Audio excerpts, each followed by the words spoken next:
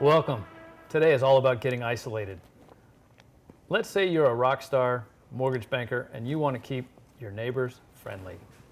Like this guy, Christian Eric, lead singer for Late Night Union.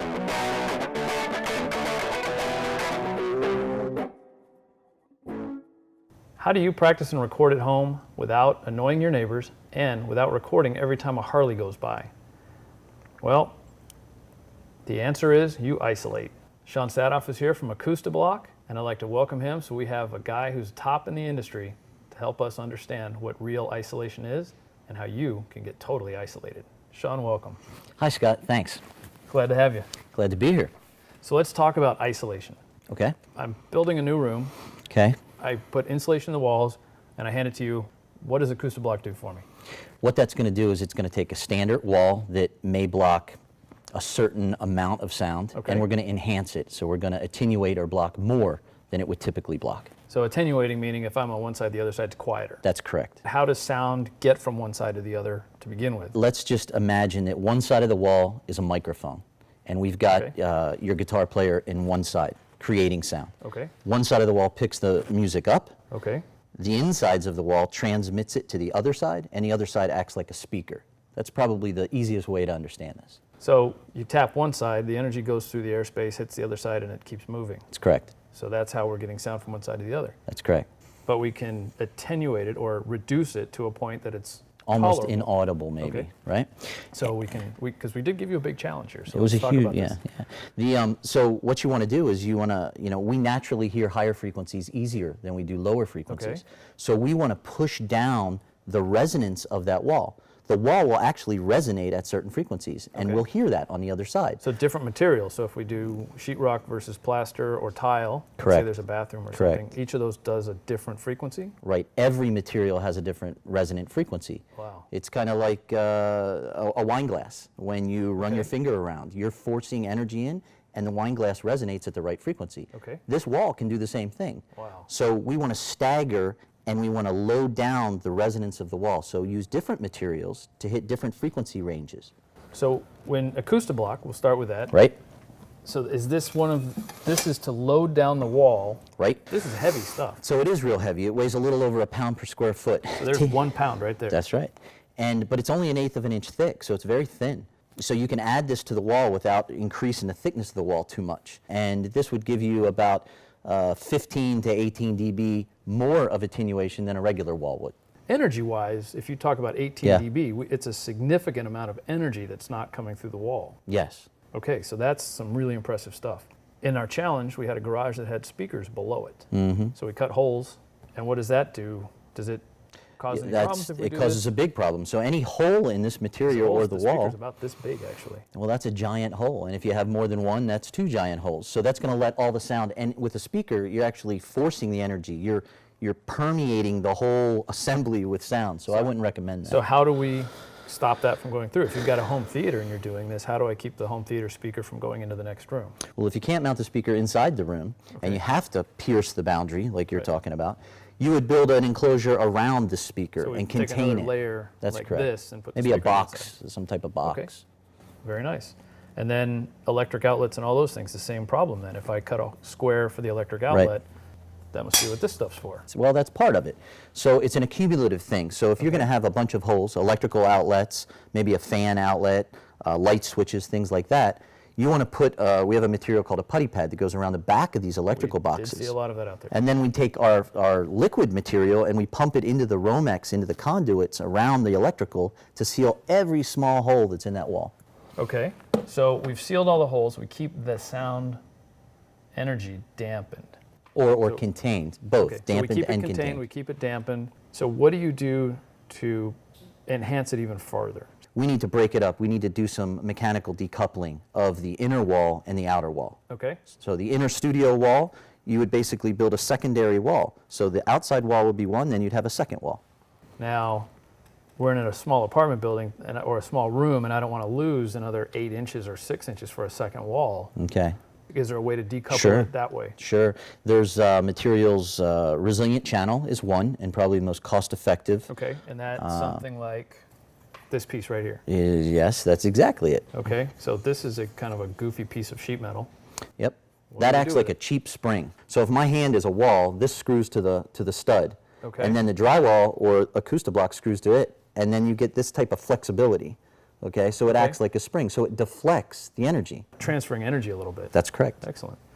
So we've talked about putting Acoustiblok on two sides of the wall, maybe channel to decouple it, but there's still that big hollow hole in the wall. Doesn't that act like a guitar? You pluck a string and that big hollow hole just carries that sound, doesn't it? No, you're absolutely right. It does. How do we stop that? That becomes like what you said on a guitar. It's a resonant chamber now. So we want to damp. So resonant meaning the sound is bouncing around inside there and Right, almost amplified a little bit inside there.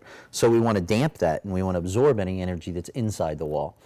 We do that with quiet fiber. Okay, and that's that mineral wool type Correct. insulation, really heavy stuff. Right. And it's not like fiberglass. What's it made out of? It's like molten slag that gets spun into a fiber and then compressed into a slab. Cotton candy made out of rocks. Pretty much. Wow. And then what that does is, and we do it at 4 pounds per square foot for this job. Right. So we could absorb low frequency much better than something that might be 10 pounds per square foot. So we have 4 pounds of quiet fiber. Right.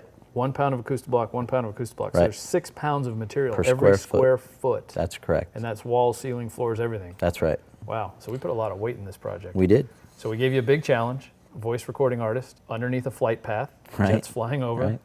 Neighbor's got a Harley. Another Yep. neighbor's our rock star that we brought on the show. Do you think Acoustiblok's up for it?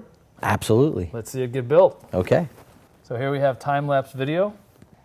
Okay, so here you can see the quiet fiber going in, nice green thick mineral wool, quiet fiber, and then the Acoustiblok going up over that, Right. and now sealing and taping, and then we go down to the garage and you see that big triangle thing the guys are rolling back and forth. Yep. With a 10-foot ceiling, it turned out 2 3-man crew couldn't quite do it, so we had to really step it up there. And there you have it. So let's go back into the studio and let's take a look at what this stuff looks like in a demo wall. All right. You good? Cut. Great.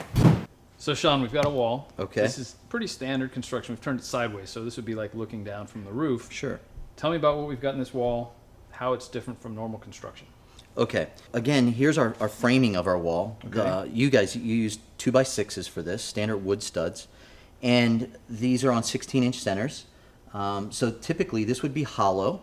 And then you would install your electrical boxes like Right, we have so we down have here. one here. Right? And once the electrical box is installed, you seal around that electrical box. Okay. Right? That's the so you don't have any acoustic sealant, the large air tube, leaks. right? That's right.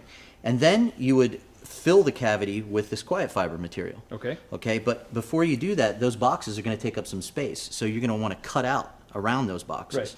And what that allows for is when you push your panel in, you're not going to get a bunch of resistance or compacting around that box, Right. which again would cause an acoustical bridge. Right. You want there to The be a idea is little there's bit of some air gap in volume there in so it. it can move around. That's just correct. like so it's like miniature strands of this cotton candy. It's just like the Acoustiblok. We want some movement That's so it correct. can dissipate its own Yeah, energy. you don't want to eat up all the air volume in the cavity. Okay. Okay, and then after that is installed, you would come around and you would install the Acoustiblok directly to the framing. Okay, Okay. so this is, you can see the Acoustiblok. And this is what we talked about, having to use this big cap, like a roofing style nail. That we should probably get a picture of one of these somewhere in here. I think there's one. Yeah. So we did nails like this. So we've got Sure. the plastic cap to give it some support Right, and that's so you don't pierce through the Acoustiblok when you're installing it. and don't tear it. Right. So Right. yeah, we actually seal a little sound gap around it. Perfect. So once the Acoustiblok's on, then you're going to take a Type X drywall, like Okay. you use a fire rated on this, Right. 5/8 inch thick, and you either screw it or nail it directly to your studs. Right. And this gets repeated on both sides. Now we screwed the entire project because we felt like the movement of the high energy around the house could pop nails or actually Sure. move a little bit, and we felt like the screws were giving it a little bit more solid construction. Is that something that's true? Is it just a myth? It's Did we pay extra you for know, nothing? Probably, I would recommend the screws most of the time. you Okay. know. Just like you said, you wouldn't want moisture to start popping the nail heads out. The or sheetrock anything. out, right. Perfect. Okay, so we've got all this done. We've done the project. You watched it get built. Right. Now the big question is, how do you think it's going to do on the meters? I think it's going to do quite well. So what we did is we took a very simple dB meter, and we're filming it side by side. We have, and the cool thing with this project is we had a bedroom, standard construction, built right next to the sound studio. Right. So we have normal construction room if you wanted to record in your bedroom, so you could see what the problems are when a jet flies over or when a Right. Harley goes by. Right. And then you can see what it looks like in this sound room with Acoustiblok. So when Sure. a jet goes over, it's like 80 dB, so it's like being at a rock concert. Right. You go into the normal room, we got, and let's look at some numbers. Now remember, we built 2 rooms right next to each other, one with Acoustiblok and Acoustifiber and one without. So we're gonna have a guy grinding metal right underneath in the garage, and look what happens.